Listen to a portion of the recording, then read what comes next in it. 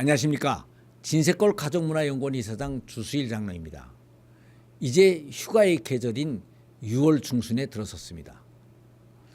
여름 휴가라고 하면 옛날 한때에는 팔자 좋은 사람들의 얘기로만 생각을 하고 지나가던 시대도 있었습니다.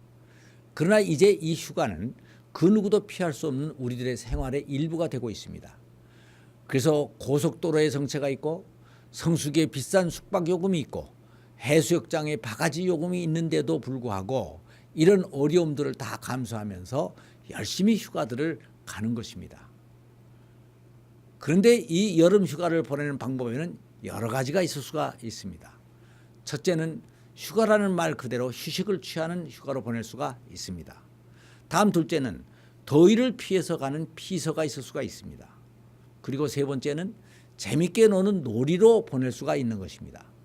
다음 네 번째는 이런 것들과는 본질적으로 다른 보람을 찾는 휴가로 보낼 수가 있습니다. 이것은 어떤 일을 평상시에는 할 수가 없으니까 휴가 기간을 통해서 하는 것입니다. 여기에는 방학 동안 학생들이 해외로 어학연수를 간다든가 교회에서 수양회를 가진다든가 하는 것들이 있는 것입니다. 그런데 사람들은 대부분 휴가는 노는 놀이 위주로 생각들을 합니다. 그러나 휴가를 노는 것 위주로 생각을 하면 오히려 더 재미가 없어질 수가 있습니다. 그렇다고 또 너무 경건하게만 보내자면 지레줄 수가 있습니다. 그래서 좋은 휴가를 보내려면 재미와 보람을 같이 찾는 것이 필요한 것입니다. 저 자신의 경우를 생각해 보면 이 나이가 되도록 수많은 여름 휴가를 보내왔는데 그중에 기억에 많이 남는 가장 좋았던 여름 휴가는 대부분이 다 재미보다는 보람에다 초점을 맞춘 그런 휴가였습니다. 그중에서도 가장 기억에 남는 여름 휴가는 대학교 1학년 때의 여름 휴가였습니다. 죽으라고 공부만 했던 고3이 지나고 대학에 입학을 했습니다. 그리고 처음 영어 방학을 맞이하게 되었습니다. 방학을 어떻게 보내는 것이 가장 좋을까 하고 여러 가지로 생각을 했습니다. 우선 그동안 입시 공부 때문에 놀지 못했던 한을 한없이 풀어봐야겠다 하는 생각이 들어갔습니다.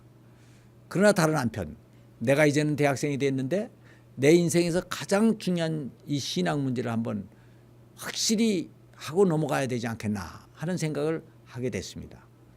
그래서 성경책을 한 권 사들고 목사님을 따라 산기도를 들어갔습니다. 그리고 창세기부터 계시록까지 다 읽기 시작을 했습니다.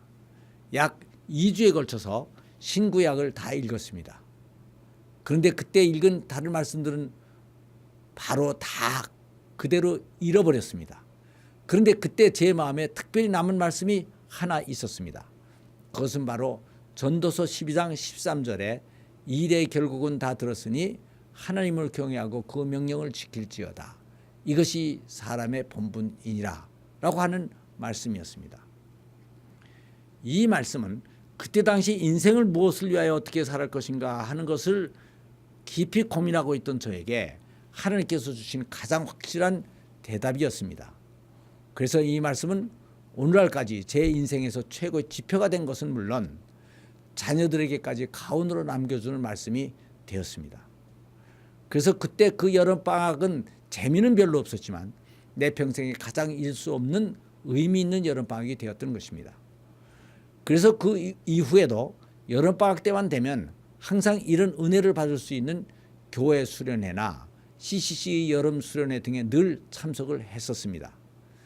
그런데 그때 수련회의 프로그램들은 레크레이션이나 휴식 시간이 별로 없었고 대부분이 성경 공부나 설교나 강의들이 많았습니다.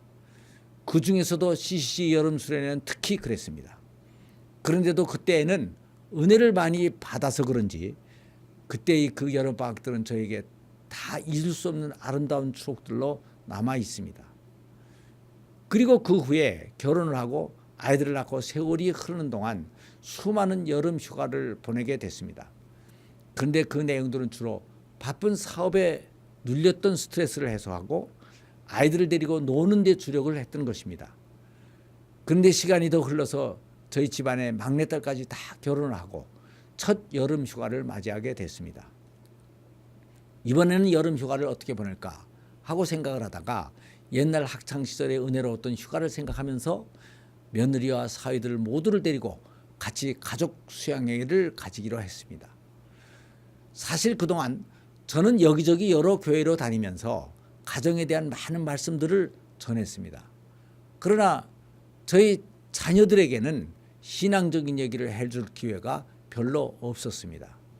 그래서 아들에게 기타를 준비시키고 찬양할 악보와 아이들에게 줄 특강을 제가 준비를 했습니다. 그리고 강원도 영평에 4개의 방을 예약하고 아들, 딸과 사위들의 휴가를 다 그 기간에 맞췄습니다. 3박 4일의 일정을 짜고 미니밴을 빌려서 타고 영평으로 향했습니다. 콘도에 도착을 해서 고기를 구워 먹고 다음날 강릉 쪽으로 넘어가서 해수욕을 하고 생선회를 먹고 돌아오는 길에 계곡을 들려 밥을 해 먹고 그렇게 행복할 수가 없었습니다. 그리고 아침에는 일찍 일어나 기도회와 예배를 드리며 찬양을 하고 특강을 해 주었습니다. 또 저녁 식사 후에는 말씀을 공부하며 신앙 간증을 서로 해나갔습니다. 이 과정에서 하나님께서 놀라운 은혜를 주셨습니다. 그래서 그때까지 구원의 확신이 없이 막연하게 교회를 나가던 사위가 구원의 확신을 가지게 됐고 며느리를 포함한 모든 가족들이 우리 집의 가정 문화에 대한 자부심을 가지게 됐던 것입니다.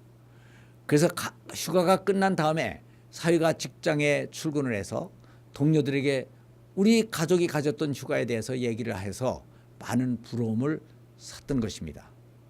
그리고 지금까지는 아내가 예뻐서 장가를 잘 갔다고 생각을 했는데 이번에 처갓집의 가정 문화를 보면서 자기가 역시 장가를 잘 갔다는 확신을 다시 가지게 됐다고 고백을 했습니다. 저는 지금도 부부학교나 싱글 크리스찬들이 세미나 프로그램을 짤 때면 늘 많은 갈등을 합니다. 대부분의 사람들이 세미나를 재밌게 하기만을 원하기 때문입니다. 그런데 저는 항상 제가 옛날에 받은 은혜를 생각하면서 영적인 유익이 있어야 그 모임이 재미가 있어진다는 생각을 하고 프로그램을 짭니다. 그래서 사람들은 내가 재미를 잘 모르는 사람이라고 오해를 합니다. 그러나 저도 절대로 재미를 모르는 사람이 아닙니다. 더 수준 높은 기쁨과 보람과 재미를 얻기 위해서 통상적인 재미는 일단 보류하는 것뿐인 것입니다. 성경을 보면 너희는 먼저 그 나라와 그의 의를 구하라. 그리하면 이 모든 것을 너에게 더하시리라 라고 하는 말씀이 있습니다. 그래서 저는 모든 프로그램에서 그 나라와 그 의인 보람과 의미를 먼저 찾는 것입니다. 그래서 휴가를 가서도 먼저 영적 유익과 보람을 구하니까 즐거움과 재미까지도 자동적으로 더해지는 것을 많이 느꼈습니다. 그런데 쾌락이나 재미를 먼저 찾은 휴가치고 그렇게 기억에 남는 휴가가 별로 없었던 것입니다. 감사합니다.